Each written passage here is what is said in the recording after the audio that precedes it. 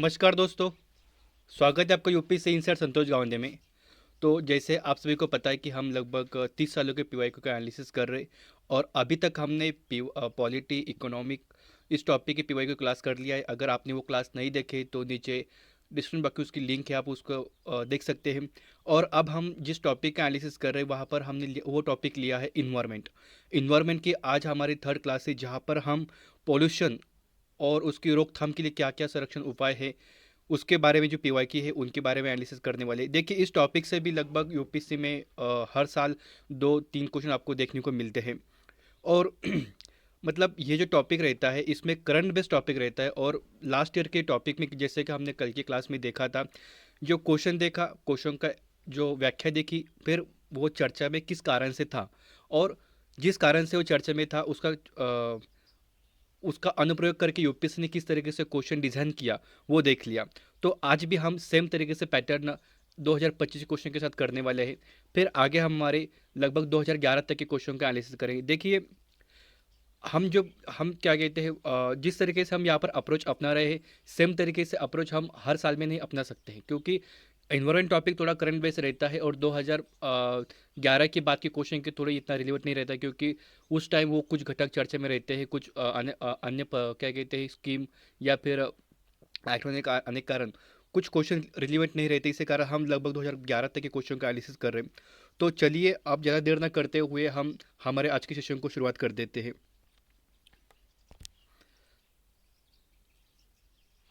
देखिए, 2025 के क्वेश्चन में अगर इस टॉपिक से देख लिया जाए, तो इस टॉपिक से मतलब मैंने थोड़ा सा क्या बोलते हैं, रिलेवेंट बनाकर एक इमेज यहाँ पर लगाई है। यहाँ पर लगभग देखिए, जो टायर्स है, टायर से कुछ माइक्रोकन बनते हैं, उससे भी क्वेश्चन आया था। फिर सिगारेट, और उसके बाद क्या कहते हैं, जो हमारे ग्लास या फिर गॉगल्स के जो फ्रेम रहते हैं उसमें कुछ क्या कहते हैं प्लास्टिक कण रहते हैं, उसके बारे में टॉपिक चर्चा में थे। इससे भी यूपीएससी ने क्वेश्चन डिजाइन किया। फिर आपने देखा होगा दिल्ली में 2024-25 के कारण फिर में थोड़ा सा फ्लड वगैरह आया था। दुबई में भी आकस्मिक बारिश ज़्यादा हुई थी, उसी कारण कृत्रिम वर्षा के कारण कुछ टॉपिक चर्चा में था, तो उसी को आधार बनाकर भी यूपीएससी क्वेश्चन डिजाइन किया था। फिर जो एक्टिव कार्बन के अधिशोषण की प्रक्रिया है उसके कारण भी यूपीएससी ने कुछ क्वेश्चन डिजाइन किए थे। तो वही अब ये सारा एक समरी यहाँ पर मैंने लगाया है, समरी बताने वाली एक इमेज यहाँ पर लगाई है। तो चलिए, अब हम 2025 के क्वेश्चन को एक बार देख लेते हैं। देखिए, हमें यहाँ पर पहला क्वेश्चन यहाँ पर देखने को मिल रहा है कि सिगारेट के फिल्टर, चश्मे के लेंस और कार के टायर उपरोक्त में से कितने प्लास्टिक से बने होते हैं या उनमें प्लास्टिक होता है। देखिए, ये सिगारेट के फिल्टर और चश्मे के लेंस और कार के टायर, इन सभी तीनों में हमें प्लास्टिक यहाँ पर देखने को मिलता है। अगर इनका हम व्याख्या करें तो देखिए, सिगारेट के फिल्टर में अधिकतर लोग समझते हैं कि सिगारेट का पिछला हिस्सा बट रुई या कागज का होता है, लेकिन नहीं, वास्तव में यह सेल्यूलोज एसीटेट से बना हुआ होता है, जो एक प्रकार का प्लास्टिक है। यह पर्यावरण में आसानी से नष्ट नहीं होता है। माइक्रोप्लास्टिक प्रदूषण को एक बड़ा स्रोत है। फिर चश्मे के जो हमारे लेंस होते हैं, पुराने समय में लेंस कांच के होते थे, लेकिन क्या आज के समय में यह अधिकांश चश्मे प्लास्टिक या पॉलीकार्बोनेट के आते हैं। और CR39 जैसे उच्च गुणवत्ता वाले पॉलीमर से ये बने हुए होते हैं। ये कांच के तुलना में हल्के और टूटने के प्रति अधिक सुरक्षित होते हैं। जैसे कि आपको मेरे फ्रेम देख रहे होंगे, वो इसी से बने हुए हैं। और ये तो मतलब अलग से थोड़ा सा ये हाई इंडेक्स वाले, जिनका नंबर पावर ज़्यादा रहता है, उनके लिए बनाए जाते हैं। और इसके ऊपर और ये मतलब सनग्लास है, जब धूप में हम जाते हैं तब ये थोड़े से जिस तीव्रता में धूप होगी वह उतने ही गहरे हो जाते हैं। तो इसके ऊपर एक अलग से कोटिंग दी जाती है। उसके बाद कार के टायर में लगभग देखिए, कार के टायरों में लगभग 24% सिंथेटिक रबर यहाँ पर होता है। और क्योंकि देखो, हालांकि टायर प्राकृतिक रूप से रबर से शुरू होता है, लेकिन आधुनिक टायरों में लगभग 24% सिंथेटिक रबर होता है, जो एक प्रकार का प्लास्टिक पॉलीमर है। जब टायर सड़क पर चलते समय घिसते हैं तो हवा में और पानी में भारी मात्रा में माइक्रोप्लास्टिक के कण यह छोड़ देते हैं। थोड़ा सा ये क्वेश्चन थोड़ा सा ज़्यादा भी हो गए। अब देखो, ये चर्चा में रहने की इसके कारण क्या था, क्योंकि माइक्रोप्लास्टिक प्रदूषण पर वैश्विक रिपोर्ट आई थी और 2024 में कई अंतर्राष्ट्रीय शोध सामने आए थे, जिसमें बताया गया था कि कार के टायर माइक्रोप्लास्टिक के प्रदूषण का सबसे बड़ा और अनदेखा स्रोत है। सड़क पर चलते समय टायर घिसते हैं और उनसे निकलने वाले छोटे कण महासागरों में प्लास्टिक प्रदूषण के लगभग 28% का योगदान दे रहे हैं। मतलब जो हमारा क्या टायर वगैरह चलता है रोड पर, जब घिसाई होता है इससे जो कण यहाँ पर मिल जाते हैं और ये बारिश के पानी से हवा के कारण उड़कर महासागरों में गिर जाते हैं। तो लगभग महासागरीय प्रदूषण में, प्लास्टिक प्रदूषण में लगभग ये 24% यहाँ पर योगदान दे रहा था। इसके कारण चर्चा में था, ऐसे कुछ रिपोर्ट आई थी। फिर प्लास्टिक संधि में ऐसा हुआ था, लगभग 2024 में संयुक्त राष्ट्र यूएन के नेतृत्व में एक वैश्विक प्लास्टिक संधि पर बातचीत चल रही थी। इस दौरान वैज्ञानिकों ने इस बात पर जोर दिया कि केवल प्लास्टिक की थैलियों पर ही प्रतिबंध लगाना काफ़ी नहीं है, बल्कि सिगरेट फिल्टर, छिपे हुए प्लास्टिक को भी नियंत्रित करना जरूरी है। क्योंकि देखो, इंडिया में इतनी बड़ी आबादी है, फिर विश्व में इतनी बड़ी आबादी है, और जो लोग हैं, बहुत ज़्यादा लोग सिगरेट वगैरह पीते हैं, तो इससे करोड़ों या फिर बहुत बड़ी बल्कि मात्रा में सिगरेट के बट यहाँ पर जनरेट होते हैं। और इससे भी वो, आपने तो देखा कि लगभग वो क्या कहते हैं, एक फाइबर ही है, लेकिन हम उसको रुई समझते हैं, लेकिन रुई नहीं रहती, वो फाइबर ही है। उसके बाद सिगरेट बट दुनिया का सबसे बड़ा कचरा है। देखिए वही कि पर्यावरण संगठनों की रिपोर्ट के अनुसार सिगरेट के फिल्टर दुनिया भर में समुद्र तटों पर पाया जाने वाला सबसे आम कचरा है। चूंकि यह सेल्यूलोज एसीटेट एक प्रकार का प्लास्टिक से बना हुआ होता है, इसलिए यह प्रकृति में घुलने में लगभग 10 से 12 साल का समय लेता है और समुद्री जीवों के लिए यह घातक होता है। चलो आगे बढ़ जाते हैं नेक्स्ट क्वेश्चन पर। इसी कारण चर्चा में था। आगे यहाँ पर क्वेश्चन है, एक्टिव कार्बन, सक्रिय कार्बन अपशिष्ट धाराओं से प्रदूषकों को हटाने और विभिन्न उद्योगों से प्रदूषकों को उपचार के लिए एक अच्छा और आकर्षक उपकरण है। जी बिल्कुल सही। सक्रिय कार्बन एक बड़ा सतही क्षेत्र, सरफेस एरिया प्रदर्शित करता है और भारी धातुओं को अधिशोषित करने की प्रबल क्षमता रखता है। जी बिल्कुल सही, ये भी कथन यहाँ पर सही हो जाता है। सक्रिय कार्बन को उच्च कार्बन सामग्री वाले पर्यावरणीय कचरे से आसानी से संश्लेषित या फिर बनाया जा सकता है। जी बिल्कुल सही, ये तीनों कथन सही है। और 2 और 3 को तीसरा कथन भी सही है, और ये कथन 1 की सही व्याख्या भी करें। देखिए ये आजकल यूपीएससी का थोड़ा नया ट्रेंड है, और इसके माध्यम से हमें पहले तो 1-2 कथन देकर हम उससे आसानी से उत्तर निकाल सकते हैं, लेकिन अब यूपीएससी में 3 कथन देकर वो अगले वाले या फिर पहले क्वेश्चन की व्याख्या करते ही नहीं करते उसके बारे में पूछा। तो ये तीनों कथन सही है, और वह एक कथन 1 की व्याख्या करते हैं। क्योंकि देखो, सक्रिय कार्बन का उपयोग शोधन और औद्योगिक कचरे की सफाई के लिए व्यापक रूप से किया जाता है। दूसरा कथन सही है, और ये पहले कथन की व्याख्या इसलिए करता है क्योंकि सक्रिय कार्बन की सबसे बड़ी विशेषता लार्ज सरफेस एरिया है। मतलब इसके 1 ग्राम सतही क्षेत्र 500 से 1500 वर्ग मीटर तक हो सकते हैं। यह भारी धातुओं जैसे कि सीसा, पारा को अपनी सतह पर चिपका लेता है, और इसलिए यह एक अच्छा प्रदूषक को हटाने का उपकरण भी यहाँ पर बन जाता है। तीसरा कथन भी सही है, और इसकी व्याख्या करता है ये कथन 1 की, क्योंकि नारियल के छिलके और लकड़ी के कोयले कृषि अवशेषों जैसे कि भूसा और नगर निगम के कचरे से बनाया जा सकता है, और चूंकि इसे कचरे से आसानी से और सस्ते में बनाया जा सकता है, इसलिए यह उद्योगों के लिए एक अट्रैक्टिव टूल, आकर्षक उपकरण बन जाता है। हालांकि देखो, ये इसका व्याख्या करते, लेकिन 2024-25 में ये चर्चा में था। इसी कारण यूपीएससी इसके ऊपर चर्चा, क्या कहते हैं, क्वेश्चन बनाया। चर्चा में क्यों था? क्योंकि बायो रेमिडिएशन और नैनो तकनीक, भारत सरकार ने प्रदूषण नियंत्रण बोर्ड ने औद्योगिक कचरे के उपचार के लिए सतत विकल्पों पर जोर दिया था। इसमें बायोचार और सक्रिय कार्बन का कचरे से उत्पादन का एक हॉट टॉपिक रहा था। फिर जल जीवन मिशन और अमृत योजना के तहत शहरों में सीवेज ट्रीटमेंट प्लांट के आधुनिकीकरण के दौरान सक्रिय कार्बन फिल्टरों का उपयोग चर्चा में रहा था, ताकि पीने के पानी से भारी धातुओं को हटाया जा सके। फिर अपशिष्ट से संपदा, पराली जलाने की समस्या के समाधान के रूप में वैज्ञानिकों ने सुझाव दिया था कि पराली जैसे कृषि कचरे के सक्रिय कार्बन में बदलकर आर्थिक लाभ कमाया जा सकता है। ये कुछ टॉपिक चर्चा में थे, इसी को आधार बनाकर यूपीएससी ने क्वेश्चन डिजाइन किया था। फिर अगले वाला क्वेश्चन है कि वायु प्रदूषण को कम करने के लिए कृत्रिम वर्षा कराने के तरीके में किसका उपयोग किया जाता है? तो इसमें सिल्वर आयोडेड, पोटेशियम आयोडेड, इसका उपयोग किया जाता है। वो चर्चा में क्यों था?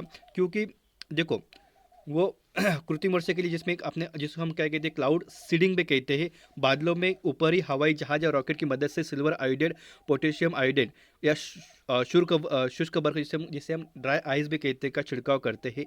ये रसायन बदलाव में ये रसायन बादलों में बर्फ के केंद्र की तरह काम करता है, जिससे पानी की बूंदें भारी होकर बारिश के रूप में नीचे गिरती है। 2024-25 में चर्चा में यह रहा था। दिल्ली का वायु प्रदूषण नवंबर 2024 और 25 की सर्दियों के दौरान दिल्ली एनसीआर खतरनाक और स्मोग के साफ करने के लिए क्लाउड सीडिंग का प्रस्ताव बहुत चर्चा में रहा था। आईआईटी कानपुर ने इसके सफल परीक्षण किए थे। फिर दुबई में भारी वर्षा हुई 2024 में। दुबई में कहीं अप्रत्याशित भारी बारिश के कारण पूरी दुनिया में यह बहस छिड़ गई थी कि यह क्लाउड सीडिंग का नतीजा है जो जलवायु परिवर्तन का है। देखिए ये क्वेश्चन लगभग 3 क्वेश्चन पूछे गए थे इस 2025 में। और इन क्वेश्चन को हमने लगभग इनके पीछे इन क्वेश्चन का पूछने के पीछे का यूपीएससी का मेन मोटिव क्या वो मोटिव था वो देख लिया। अब हम आगे हमारे 2024 के क्वेश्चन पर आगे बढ़ जाते हैं।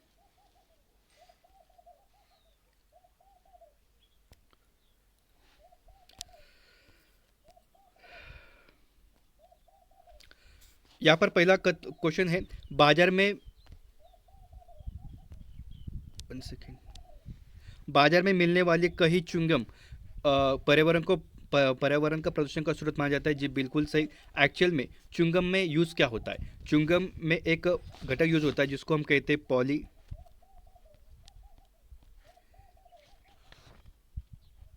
ये लगभग क्या कहते हैं, पॉलीविनाइल, क्या हो रहा है इससे आज, पॉलीविनाइल एसिटेंट, एसिटेंट से ये च्युइंगम बनता है। और ये भी लगभग देखो कई, क्योंकि इसका कथन दूसरा वाक्य करता है कहीं च्युइंगम में गम बेस के रूप में प्लास्टिक होता है, वही ये प्लास्टिक होता है। लगभग ये क्या कहते हैं बहुत जल्दी पर्यावरण में विघटित नहीं हो पाता है। तो ये इसका दोनों कथन यहाँ पर सही है, और कथन 1 कथन 2 सही है, और दोनों कथन 2 है कथन 1 की सही व्याख्या भी करता है। कई उपभोक्ता उत्पादों को बनाने में उपयोग की जाने वाली परफ्लूओरा इक्लाइल और पॉलीफ्लूओरी इक्लाइल पदार्थों के संदर्भ में निम्नलिखित कथनों पर विचार करना है।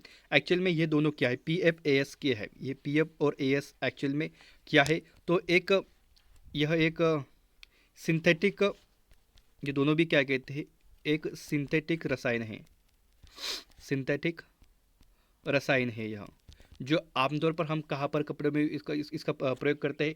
आमतौर पर हम इसका कपड़े, उसके बाद कालीन, कालीन और फर्नीचर में इनका हम प्रयोग करते हैं। ठीक है, तो इसके बारे में देख लेते हैं अब कि ये पी एफ ए एस पीने के पानी, भोजन, खाद्य पैकेजिंग सामग्री में व्यापक रूप से पाए जाते हैं। जी बिल्कुल सही।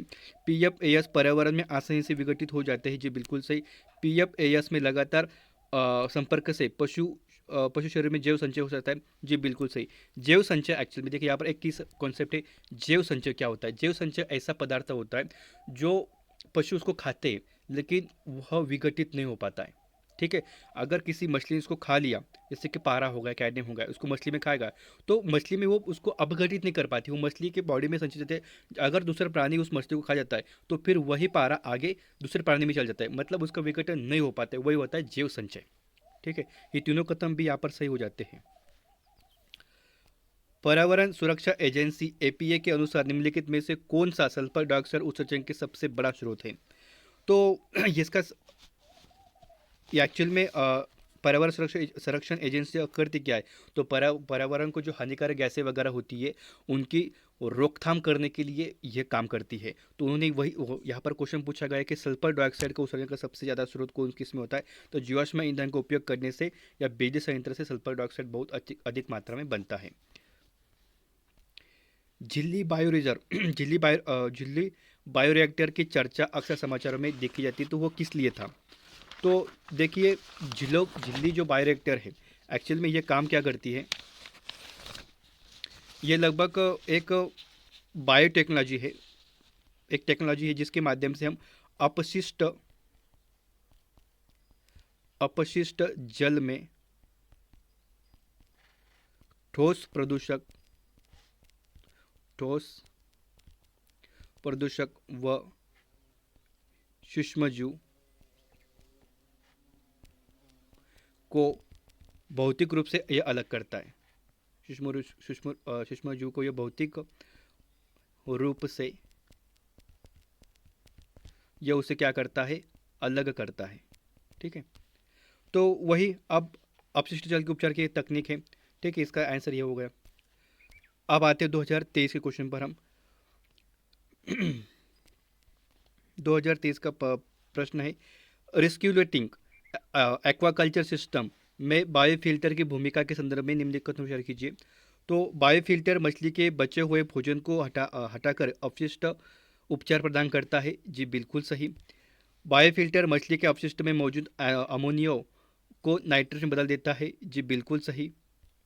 बायोफिल्टर पानी में मछली के लिए पोषक तत्व के रूप में फास्फोरस को बढ़ाता है। जी देखिए, ये फास्फोरस को नहीं बढ़ाता है, ये अमोनिया अमोनिया व नाइट्रेट को यह बढ़ाने में मदद करता है। ठीक है, इसे कारण तीसरा कथन यहाँ पर गलत होता है और हमारा आंसर जो है केवल 2 यहाँ पर सही हो जाता है। पारा प्रदूषण के संदर्भ में निम्नलिखित में हमें विचार करना है। पारा जो है, मैंने आपको अभी जस्ट कहा कि पारा एक अविघटनशील जैव संचय पदार्थ है। अगर कोई जीव उसको खाता है तो वो उसके अंदर अपघटित नहीं होता है, पचय नहीं होता, वो वही उस तरह के संचित एक जगह पर रह जाता है। तो सोने की खनन गतिविधियाँ दुनिया में पारा प्रदूषण का एक स्रोत है। जी बिल्कुल सही। कोयला आधारित ताप विद्युत संयंत्र पारा प्रदूषण का एक कारण हो सकता है या कारण बनते हैं। जी बिल्कुल सही।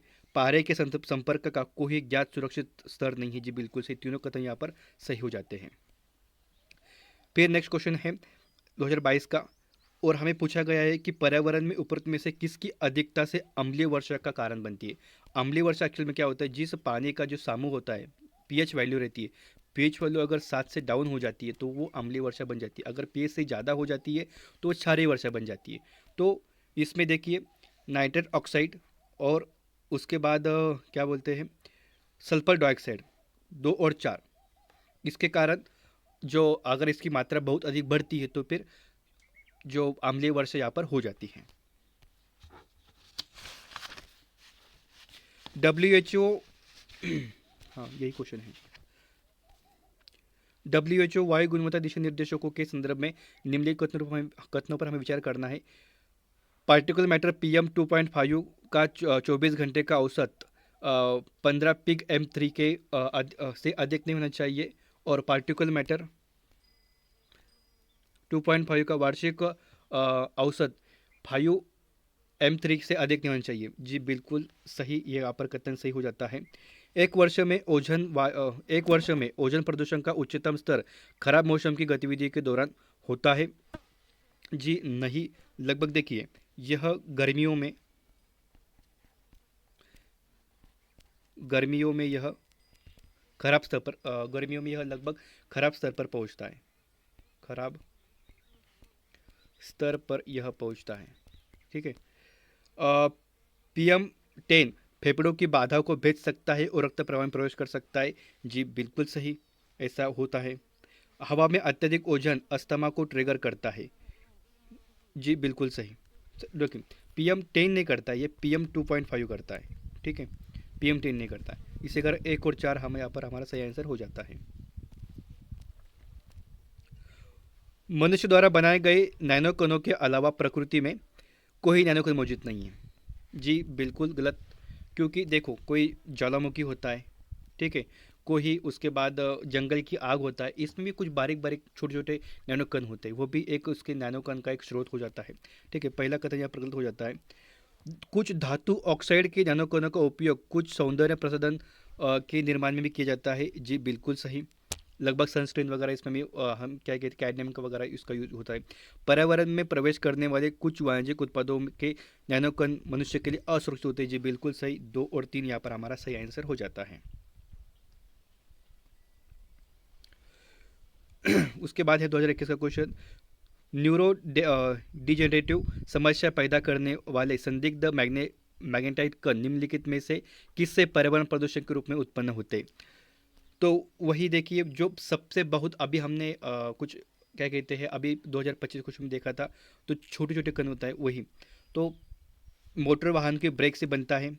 ठीक है, जो हमारे मोटर वाहनों के इंजन से यह बनता है, जो इससे क्या कहता है, जो आपने देखा होगा कोई ब्रेक वगैरह जहाँ पर घिसता है, वहाँ पर से छोटी छोटी काली एक परत जम जाती है, वही यह होता है।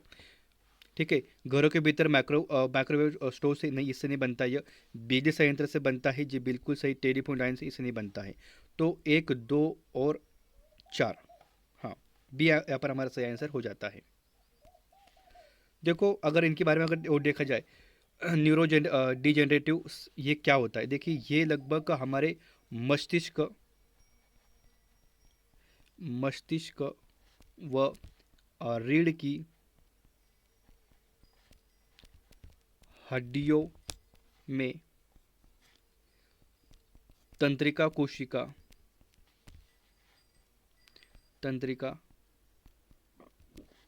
कोशिकाओं को यह प्रभावित करता है। चलो आगे बढ़ जाते हैं। R2 आचार संहिता, मतलब R2 आचार संहिता निम्नलिखित को अपनाने को बढ़ावा देने के लिए उपलब्ध एक उपकरण का गठन करती है। R2 आचार संहिता एक्चुअली में ये क्या है, इसके बारे में देख लीजिए एक बार। R2 आचार संहिता यह है कि इलेक्ट्रॉन जो अपशिष्ट होता है वह एक पुनर्चक्रण करने की जिम्मेदारी जिन लोगों ने उसको बनाया है उनकी होती है। यह R2 आचार संहिता है। तो वही इसका अगर सही देखा जाए, इलेक्ट्रॉनिक रिसाइकलिंग उद्योग में पर्यावरण की दृष्टि से जिम्मेदारी प्रथाएं इसमें बनाई जाती है। आगे क्वेश्चन बढ़ जाते। कॉपर स्मेल्टिंग प्लांट को लेकर चिंता क्यों है? क्योंकि वे पर्यावरण में कार्बन मोनोऑक्साइड की घातक मात्रा जारी कर सकते हैं। जी बिल्कुल सही। नहीं, ये घातक मात्रा जारी नहीं कर सकते यह, ठीक है। कॉपर स्लैग पर्यावरण में कुछ भारी धातुओं के रिसाव का कारण बनते हैं। जी बिल्कुल सही। वे वे प्रदूषण के रूप में सल्फर डाइऑक्साइड जारी कर सकते हैं। जी बिल्कुल सही। 2 और 3 यहाँ पर हमारा कथन सही हो जाता है, ठीक है। अगर कॉपर स्लैग पर्यावरण में कुछ भारी धातु, तो भारी धातु कौन कौन से बन सकते हैं इसमें? यहाँ पर देखिए कुछ सीसा और कैडमियम से बन सकता है। फर्नेस ऑयल के संदर्भ में निम्नलिखित कथनों पर विचार करना है। फर्नेस ऑयल क्या होता है इसके बारे में पहला ये देखिए। तो देखिए कच्चे तेल से मिलने वाला एक चिपचिपा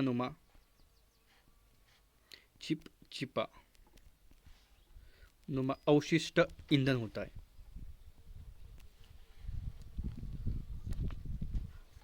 अवशिष्ट ईंधन यह फर्नेस्ड ऑयल होता है। तो वही यह तेल की रिफाइनरी का एक उत्पाद है। जी बिल्कुल सही। यह कुछ उद्योगों का इसका उपयोग बिजली पैदा करने के लिए करते हैं। जी बिल्कुल सही। इसका उपयोग से पर्यावरण में सल्फर उत्सर्जन होता है। जी बिल्कुल सही। तीनों कथन यहाँ पर हमारे सही हो जाते हैं। निम्नलिखित में से कौन से बेंजीन प्रदूषण के संपर्क में आने के कारण होता है? एक्चुअली में देखिए पहले यहाँ पर बेंजीन प्रदूषण क्या होता है? यह एक जहरीला रसायन है जो कई तरीके से प्रदूषक बनाता है और प्राकृतिक व मानवीय गतिविधियों को यह भी प्राकृतिक व मानवीय गतिविधि से भी बनता है। उसके कारण क्या क्या होता है? तो वही यह ऑटोमोबाइल निकास से बनता है, तंबाकू के धुएं से बनता है, लकड़ी जलने से यह बनता है। वार्निश किए गए लकड़ी के फर्नीचर का उपयोग नहीं, इससे नहीं बनता है। पॉलीयूरेथीन से बने उत्पादों का उपयोग इससे नहीं बनता। 1, 2, 3 इसका सही आंसर हो जाता है। कोयले की राख में आर्सेनिक, सीसा और पारा होता है। जी बिल्कुल सही। कोयले से चलने वाली बिजली संयंत्र पर्यावरण में सल्फर डाइऑक्साइड और नाइट्रोजन के ऑक्साइड होते हैं। जी बिल्कुल सही। भारतीय कोयले की राख की मात्रा बहुत अधिक दी जाती है। बिल्कुल सही। हमारे पास लगभग हमारे पास कम मात्रा वाला वो कोयला मिल जाता है। इसी कारण तीनों कथन यहाँ पर हमारे सही हो जाते हैं। स्टील स्लैग निम्नलिखित में से किसकी सामग्री की क्या कहते हैं, किसके लिए सामग्री हो सकती है? एक्चुअल में स्टील स्लैग क्या होता है? जो स्टील वगैरह कंपनी होता है उसका जो उत्पाद, उसको छिलने के बाद जो छोटे छोटे ऐसे रेशे वगैरह मिल जाते हैं वो स्टील स्लैग होता है।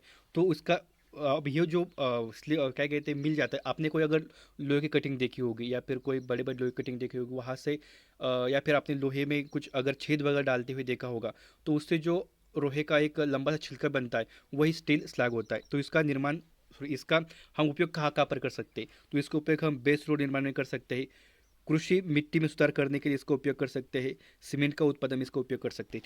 तीनों में हम इसका उपयोग कर सकते हैं।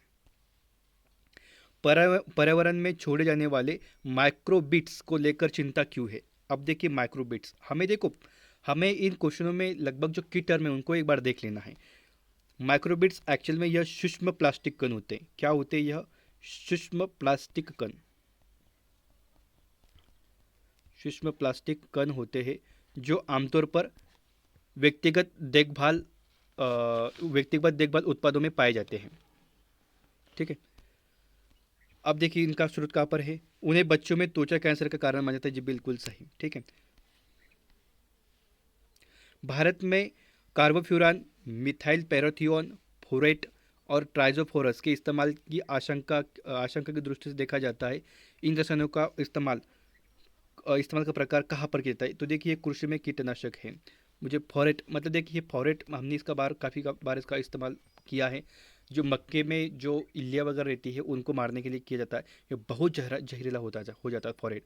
लगभग इसके स्मेल से ही बहुत ज़्यादा इंसान या फिर बहुत ज़्यादा कृषक या फिर औद्योगिक सॉरी कृषि मजदूर, उनको पॉइजनिंग हो जाती थी। और दिन भर ऐसा उनका सर घूमता रहता था। फॉरेट बहुत खतरनाक था ना। निम्नलिखित कथनों पर विचार कीजिए। पर्यावरण संरक्षण अधिनियम 1986 भारत सरकार को यह अधिकार देता है पर्यावरण संरक्षण की प्रक्रिया में जनता की भागीदारी की आवश्यकता और जिस प्रक्रिया में और तरीकों से इसे मांगा जाता है उसकी बताए। जी नहीं, इसका यह अधिकार नहीं देता है। विभिन्न स्रोतों से पर्यावरण प्रदूषकों के उत्सर्जन या निर्वहन के नए मानक निर्धारित करना। जी बिल्कुल सही, इसका दूसरा कथन यहाँ पर हमारा सही हो जाता है। भारत में ठोस अपशिष्ट प्रबंधन नियम 2016 के अनुसार निम्नलिखित में से कौन सा कथन सही है। अपशिष्ट जनरेट को कचरे को 5 श्रेणियों में अलग करना होता है। जी नहीं, नियम केवल अधिसूचित शहरों और स्थानीय निकायों, अधिसूचित कस्बों और सभी औद्योगिक टाउनशिप पर लागू होते। जी नहीं, नियम लैंडफिल और ये भी कथन गलत है, ये भी कथन गलत है। नियम लैंडफिल और अपशिष्ट प्रसंस्करण सुविधाओं के लिए साइटों की पहचान के लिए सटीक और विस्तृत मान्यता प्रदान करता है। जी बिल्कुल सही। अपशिष्ट जनरेटर की ओर से यह अनिवार्य है कि एक जिले में उत्पन्न अपशिष्टों को दूसरे जिले में नहीं ले जा सकता। जी ऐसा नहीं है, अगर उसके ऊपर प्रोसेसिंग वगैरह कर दो तो उसको लेकर जा सकता है। भारत में विस्तारित उत्पादन या विस्तारित उत्पादक जिम्मेदारी को निम्नलिखित में से किसमें एक महत्वपूर्ण विशेषता के रूप में पेश किया गया है। तो यह ई कचरा प्रबंधन नियम 2011 में तहत इसको क्या कहते हैं विस्तारित विशेषता रूप उसको बनाया गया है। एक्चुअल में इसका धारणा यह है कि जो कचरा फैलाएगा वही उसको कलेक्ट करेगा, उसके ऊपर रिसाइकल करेगा। राष्ट्रीय हरित अधिकरण एनजीटी के केंद्रीय प्रदूषण नियंत्रण बोर्ड के किस प्रकार यह उनसे किस प्रकार भिन्न है। तो इस प्रकार भिन्न है कि एनजीटी पर्यावरण न्याय प्रदान करता है और उच्च न्यायालय में मुकदमेबाजी की बोझ को कम करने की मदद करता है, जबकि सीपीसीबी धाराओं और कुओं की सफाई को बढ़ावा देता है। इसका उद्देश्य है देश में वायु की गुणवत्ता में सुधार करना। इसका ऑप्शन सही है। प्रदूषण की समस्याओं को हल करने के संदर्भ में बायोरेमिडिएशन तकनीक का क्या लाभ होता है। देखो बायोरेमिडिएशन तकनीक ये है क्या, यह कृत्रिम रूप से सूक्ष्मजीवों का विकास इसके द्वारा किया जाता है, ठीक है। तो यह प्रकृति में होने वाले उसी क्या कहते हैं बायोडिग्रेडेशन प्रक्रिया को बढ़ाकर प्रदूषण को साफ करने की तकनीक है। जी बिल्कुल सही। कैडमियम और लेड जैसे भारी धातु वाले किसी भी सदूशक को सूक्ष्मजीवों का उपयोग करके बायोरेमिडिएशन द्वारा आसानी से पूरी तरह से उपचारित किया जाता है। जी नहीं, कैडमियम और लेड ऐसे धातु है जो जैव संचय है, उसको नहीं हटा जाता है, ठीक है। जेनेटिक इंजीनियरिंग का उपयोग विशेष रूप से बायोरेमिडिएशन के लिए डिज़ाइन किए गए सूक्ष्मजीवों को बनाने के लिए किया जाता है। जी बिल्कुल सही। 1 और 3 हमारे यहाँ पर हमारा सही आंसर हो जाते हैं। अब वही बायोलॉजिकल ऑक्सीजन डिमांड बीओडी के निम्नलिखित में से क्या मानक होने चाहिए। तो लगभग यह देखिए जलीय पारिस्थितिक प्रणालियों में यह प्रदूषण का एक परख करता है, ठीक है। इसके लिए ये होता है उसके लिए वो मानक मानदंड है। हमारे देश में शहरों में वायु गुणवत्ता सूचकांक के मूल्य की गणना में आमतौर पर निम्नलिखित वायुमंडलीय गैसों में से किस पर विचार किया जाता है। देखिए कार्बन डाइऑक्साइड पर नहीं किया जाता है, कार्बन मोनोऑक्साइड पर किया जाता है, नाइट्रोजन डाइऑक्साइड पर किया जाता है और सल्फर डाइऑक्साइड पर किया जाता है, मीथेन पर भी नहीं किया जाता है। तो 2, 3, 4 यहाँ पर हमारा सही आंसर हो जाता है। भारतीय रेलवे द्वारा उपयोग किए जाने वाले जैव शौचालय के संदर्भ में हमें इसके ऊपर कथन पर चर्चा करना है। जैव शौचालय में मानव अपशिष्ट का अपघटन एक कवक इनोकुलम द्वारा शुरू किया जाता है। जी नहीं, यह कवक इनोकुलम द्वारा नहीं शुरू किया जाता है, यह जीवाणु संघ द्वारा इसको शुरू किया जाता है, ठीक है। इसी कारण पहला कथन यहाँ पर हमारा गलत हो जाता है। इस अपघटन में अमोनिया और जल वाष्प में अंतिम उत्पाद है जो वायुमंडल में छुड़ जाते हैं। जी नहीं, इसमें CH4 मीथेन और CO2 कार्बन डाइऑक्साइड हमें मिलता है। यहाँ पर दोनों कथन यहाँ पर हमारे गलत हो जाते हैं। कोयले को ईंधन के रूप में उपयोग करने वाले बिजली संयंत्र द्वारा उत्पादित फ्लाई ऐश के संदर्भ में निम्नलिखित में से कौन सा कथन सही है? फ्लाई ऐश का उपयोग, अब देखिए फ्लाई ऐश एक्चुअल में क्या होता है, जो हम कोयला वगैरह जलाते हैं उससे जो राख बनती है वही इसका फ्लाई ऐश होता है। तो फ्लाई ऐश का उपयोग भवन निर्माण के लिए ईंटों के उत्पादन में किया जाता है। जी बिल्कुल सही। फ्लाई ऐश का उपयोग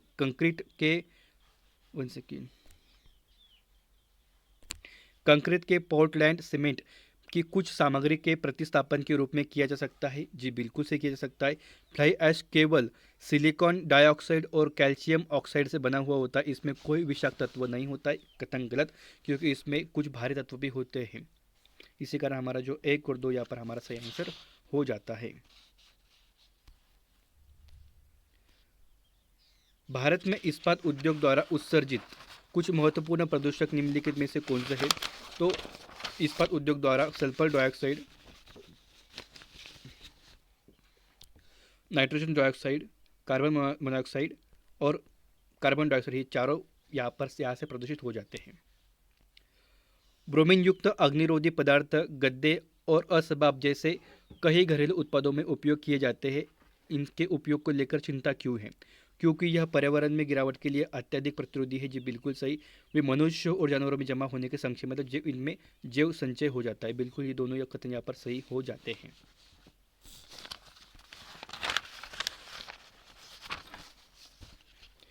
चलो अब नेक्स्ट क्वेश्चन पर हम दूसरे साइड एक बार ओपन कर लेते हैं।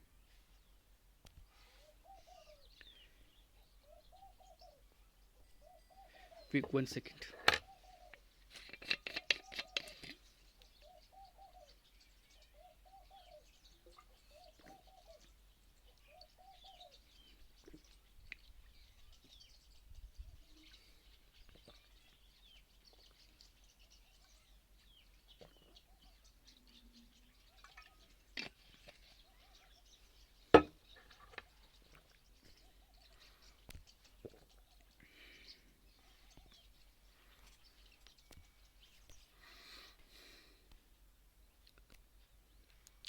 निम्नलिखित में से कौन भारत के कुछ भागों में पीने के पानी में प्रदूषक के रूप में पाया जाता है? आर्सेनिक मिलता है हमें, उसके बाद यूरेनियम मिलता है, फ्लोराइड मिलता है। ठीक है, ये तीनों घटक यहाँ पर मिलते हैं। 1, 3, 5 हमें ये तीनों घटक यहाँ पर मिलते हैं, जो मतलब बड़ी मात्रा में भारत में मिल जाते हैं।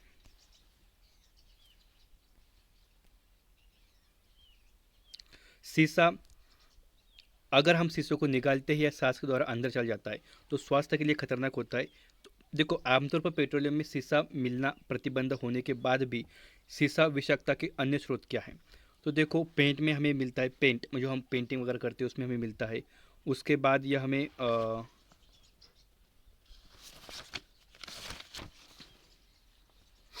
उसके बाद हमें क्या कहते हैं, ये हेयर ऑयल और कॉस्मेटिक में भी हमें मिलता है।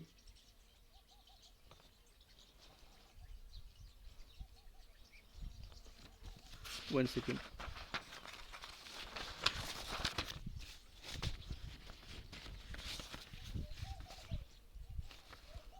ठीक है, ये हमें गलने वाली इकाई में मिलता है। 1 और 3 इसका सही आंसर हो जाता है। भारत में समुद्री जल में हानिकारक शैवालों की वृद्धि पर चिंता है। इस घटना के क्या कारण हो सकते हैं? क्योंकि नदियों के मुहाने पर पोषक तत्व का रिसाव होता है। जी बिल्कुल सही। मानसून के दौरान भूमि से अफवाह होता है। जी बिल्कुल सही। और समुद्र जल का ऊपर उठ जाता है। ये तीनों कथन इसके सही आंसर हो जाते हैं शैवाल में वृद्धि होने के। निम्नलिखित कथन विचार कीजिए और उपरोक्त में से थर्मल पावर प्लांट में कोयले के दहन से क्या उससे जो होता है? तो ये तीनों भी हो जाता है, कार्बन डाइऑक्साइड, नाइट्रोजन डाइऑक्साइड और सल्फर डाइऑक्साइड, ये तीनों भी यहाँ पर ओपन क्या कहते हैं, मिल जाते हैं हमें।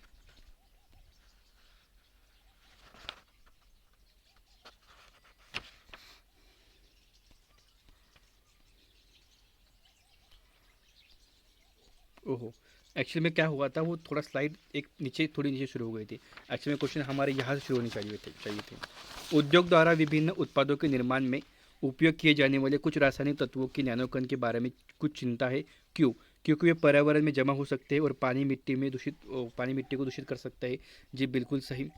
ये खाद्य श्रृंखला में प्रवेश कर सकते हैं, बिल्कुल से। देखो नैनो पार्टिकल है PM2.5, PM10, तो वो ऐसे कुछ अन्य इससे भी कुछ नैनो पार्टिकल रहते हैं, वो भी खाद्य श्रृंखला में प्रवेश कर सकते हैं। वे मुक्त कणों के उत्पादन को ट्रिगर कर सकते हैं, बिल्कुल से। तीनों कथन यहाँ पर हमारा सही हो जाते हैं। पुराने और इस्तेमाल किए गए कंप्यूटर या उनके हिस्सों के अनुचित अंधाधुंध निपटान के कारण निम्नलिखित में से ये कचरे के रूप में पर्यावरण में जारी किए जाते हैं। तो देखिए, बेरिलियम उससे मिल जाता है, कैडमियम होता है, क्रोमियम होता है, हेप्टोक्लोर होता है, पारा होता है, सीसा होता है, प्लूटोनियम उसमें नहीं होता है। एक तीन चार, सॉरी 1 2 3 और 5 ये नहीं होता है उसमें, क्या बोलते हैं, ये हेप्टोक्लोर नहीं होता उसमें। ठीक है। अम्लीय वर्षा पर्यावरण के प्रदूषण के कारण होती है। उसमें क्या क्या होता है, नाइट्रस ऑक्साइड और सल्फर डाइऑक्साइड उसमें होता है। प्रकाश रासायनिक धुंध किसके बीच प्रतिक्रिया का एक परिणाम है। तो यह लगभग देखिए सूर्य प्रकाश की उपस्थिति और नाइट्रोजन ऑक्साइड और ओजोन और पैरोक्सी एसिटाइल नाइट्रेट के कारण यह क्या कहते हैं, प्रकाश रासायनिक धुंध यह बन जाता है। तो देखिए यहाँ पर लगभग आज टाइम ओवर हो गया है, लगभग आधे घंटे से ऊपर का सेशन हो गया है। तो आज हम लगभग 2011 तक के क्वेश्चन को एनालिसिस करते हैं, और इससे आगे क्वेश्चन हम कल के सेशन में या फिर पार्ट 2 में इसको डिस्कस करेंगे। और आप सभी का इस सेशन में यहाँ तक बने रहने के लिए बहुत बहुत धन्यवाद। अगर आप सभी को हमारा इनिशिएटिव काफ़ी अच्छा लग रहा है तो फिर हमें यहाँ पर थोड़ा लाइक शेयर सब्सक्राइब कीजिए। अपने जो एस्पिरेंट है, अपने जो अन्य साथी हैं, उनके साथ भी आप अपनी इस क्लास को शेयर कर सकते हैं। तो आप सभी का इस क्लास में यहाँ तक बने रहने के लिए बहुत बहुत धन्यवाद। तो चलिए मिलते हैं हम कल के सेशन में, तब तक के लिए नमस्कार।